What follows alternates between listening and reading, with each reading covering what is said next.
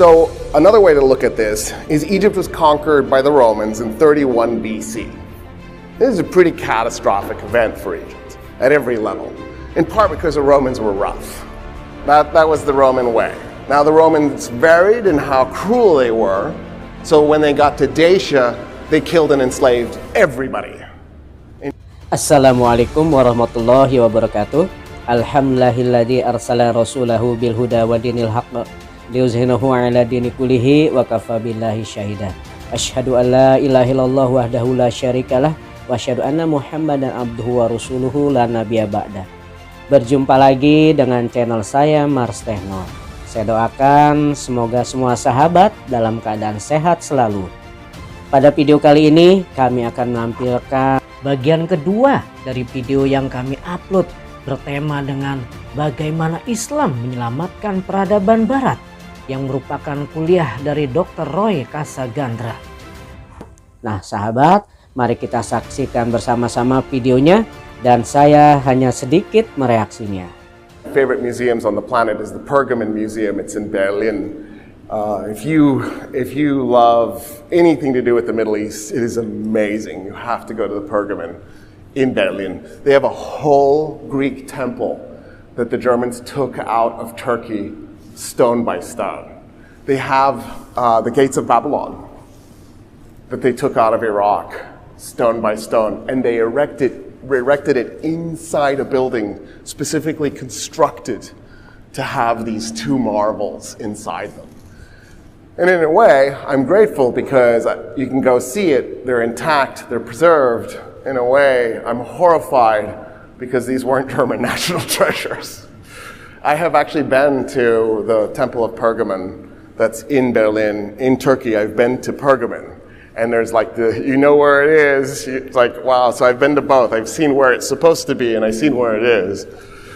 The reason why I'm bringing up the class is because nested in it is a really interesting admission and then a massive omission. The admission is that Western civilization started on the banks of the Euphrates, the Tigris, and the Nile, and then they're never talked about again. That's it. Cover it for a week, and then in the next 31 weeks, we're going to talk about how amazing European civilization really was. Now, obviously, European civilization is amazing. I mean, I'm, after all, speaking a European language in North America. You don't get here and conquer two whole continents without at least not having a really strong propensity to violence. You know what I mean? There has to be something there. It didn't just happen. I'm 0% Native American. 23andMe broke my heart. I was really hoping I'd be like I could have my little dances with wolves fantasy. Just, no. So, you know, here we are. Shame. It's not to reject that there doesn't need to be a story about Europe. It's to wonder about the question, wait a minute, you started in Sumer. Now, I wouldn't have started in Sumer for a different reason. I'm a political scientist, I'm not a historian. Historians start in Sumer because 5,400 years ago is when they mostly agree, there's a little bit of disagreement, that that's when writing started. What a historian is, they're different from a political scientist. A historian believes that civilization starts with writing because a historian is a literary critic who does nonfiction. The difference between a historian and an English major is English majors do fiction, historians do nonfiction. So if there isn't something written, there's nothing for historians to talk about. I, on the other hand, don't care about that. The only thing I care about is politics. So I think government starts civilization, not writing. In fact, why did writing happen in the first place? What happened was bureaucrats were trying to figure out how to keep track of how many cows they had, how much wheat they had stored in the granaries, how many swords they had, how many horses they had. And the politician class went to the bureaucrats and said, you need to come up with some mechanism to keep track of all of this. And so the bureaucrats began coming up with symbol sets for numbers and for items, and over time those symbol sets evolved into writing. In other words, government had to come first. The year is 6,264, according to the ancient Egyptian calendar. At some point, an ancient Egyptian politician said, you know what sucks? That the farmers don't know what day to plant their crop every year. If we made a calendar and kept track of when spring started, that would really make our lives easier. In other words, even the advent of the calendar isn't the start of civilization. There was a government before that. By the way, just for the record, the Egyptian calendar doesn't have leap years in it, so it's off by 0.24 years. It's actually 0.239, I think. So in other words, you need to do a leap year every 4 years, but every 100 years you need to skip leap year, but every 1,000 years you need to go ahead and do the leap year you would have normally skipped. So in the year 2000, we were supposed to skip that leap year, but we weren't because it was the 1,000-year point, so that's why we went ahead and did it anyway. Really complicated, but a lot of fun. The ancient Egyptians, because they don't have that, their calendar is so old, they're off by 4 years. In other words, a way to think of it is the first day of spring has rotated through every single day of their calendar 4 times. So it's really the year 6,260, not 64. I'm bringing that up because what that meant then was farmers every 4 years had to actually move the date one day, right? Because the start of spring. And the Egyptians were like, people can keep track of that, let's just move on. This calendar will be too wonky and complicated otherwise. Egypt probably created government about 6,500 years ago. So civilization in Egypt is probably about 6,500 years old. We think that the Sumerians probably started government a couple of centuries later. So the Sumerians beat Egypt to writing, but the Egyptians beat the Sumerians to government, and the two of them were always really close to each other whenever there was a development. So it just kept, whoever was first, the other guy was second. Sumer and Egypt, they just kept flipping back and forth in developments. So another way to look at this is Egypt was conquered by the Romans in 31 BC. This is a pretty catastrophic event for Egypt at every level, in part because the Romans were rough. To give you an idea what I mean by the Romans were rough, when Gaius Julius Caesar, the guy you incorrectly call Julius Caesar, his first name was Gaius, his last name was Julius. His name that modified his last name was Kaiser. Gaius Julius Caesar. Julius is his actual last name. What type of Julius was he? He was a Kaiser Julius.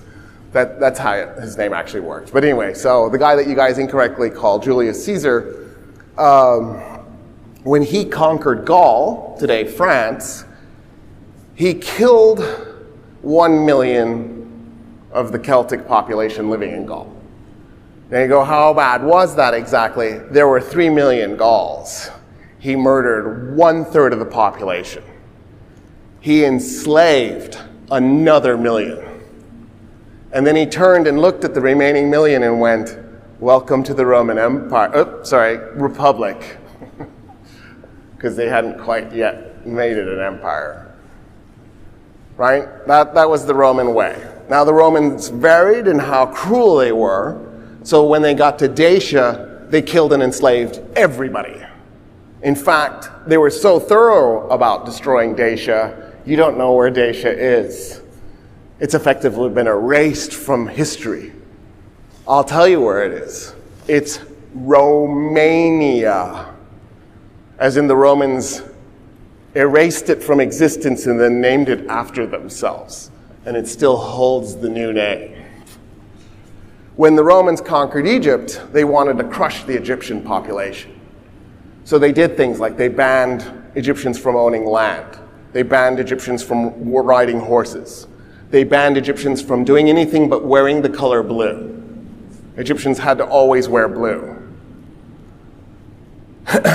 And the Romans did this because they knew that the Egyptian population was going to be complicated to rule over. And then they were right. The Egyptians kept rebelling, so the Romans kept massacring them by mass crucifixions. Romans loved crucifixions, and they would just crucify whole segments of the Egyptian population and then say, look, this is going to happen to you if you keep rebelling. And of course, the Egyptians just kept rebelling. So if we decide that Egyptian civilization stopped abruptly in 31 BC, I'm happy to do that for purposes of this conversation, then by the time it got to 31 BC, Egypt's civilization was 4,000 years old. Another way to think of this is when Alexander the Great conquered Egypt and went to the pyramids for the first time and gazed upon the pyramids. The Giza pyramids, which were not the oldest pyramids, right? The Saqqara pyramids are the oldest pyramids. The Giza pyramids are 200 years younger. The Giza pyramids were 2,300 years old for him. So when he was looking at the pyramids, he was going, I can't believe this is 23 centuries old. That's so insanely ancient. He was 23 centuries ago. We are as far from Alexander the Great as the pyramids were from him. Just to give you a little sense of this. In other words, one lecture on Egypt seems probably inappropriate. One lecture on Mesopotamia probably seems like a little too much if you're admitting that's the founding of your civilization. That's a really strange thing. You could do this as an exercise. Try to figure out your favorite musical instruments, all of them, and then look at who invented them. About 85-90% of the musical instruments on the planet today were invented by the ancient Egyptians. So if you're into music, like, how can you ignore that? The rest were invented by Persians, although the Mesopotamians invented the bagpipe. Do you want me to say that again? It wasn't the Celts. When the Celts were migrating through Mesopotamia, they heard the bagpipe and they went, oh, that is a nice sound. They grabbed it and took it across North Africa and then invaded Europe.